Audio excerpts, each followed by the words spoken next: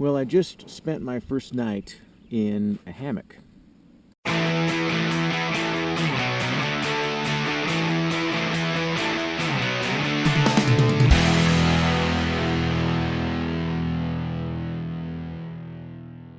saw other people enjoying hammocks and thought I'd give it a shot, and so I made one, and um, I got to say it was a pretty fun experience.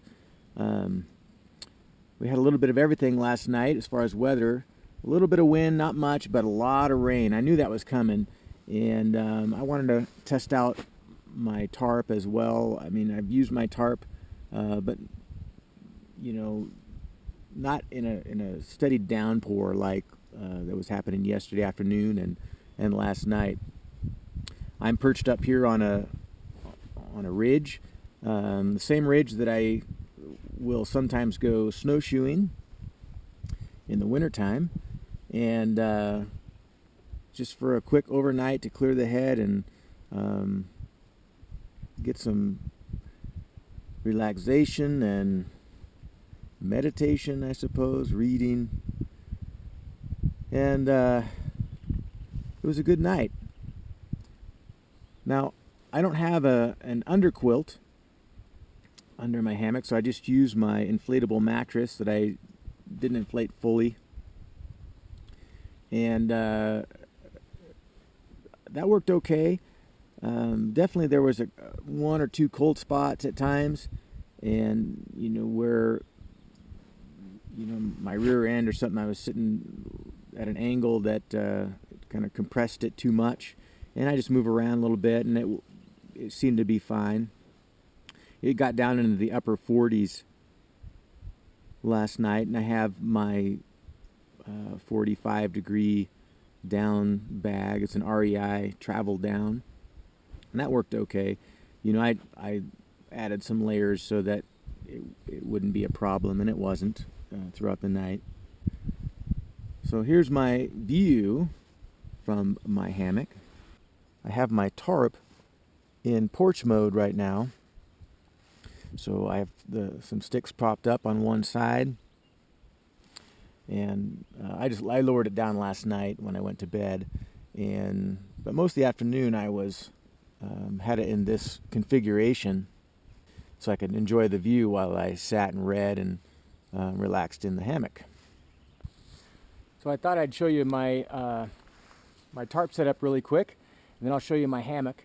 What I use is a continuous ridge line that I've tied around this pine on this side with a little Dutch hook there with zinget line, and I use a continuous ridge line rigged underneath my tarp, and right here I have a prusik loop with another one of those hooks tied to the ridge line of the tarp, and then it goes all the way underneath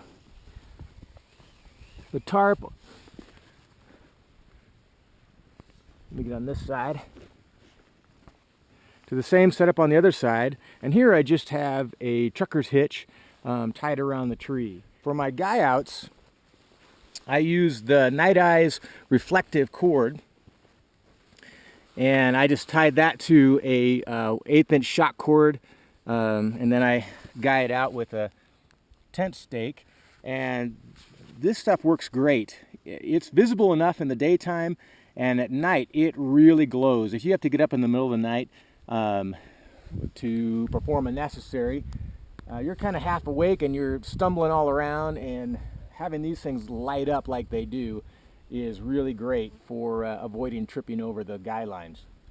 Now my tarp is an 8.5 by 8.5 square tarp, and what I did is I cut two of the corners off, so it is more of a hex tarp, and that just gives me a little more visibility and a little lighter weight, and it works great.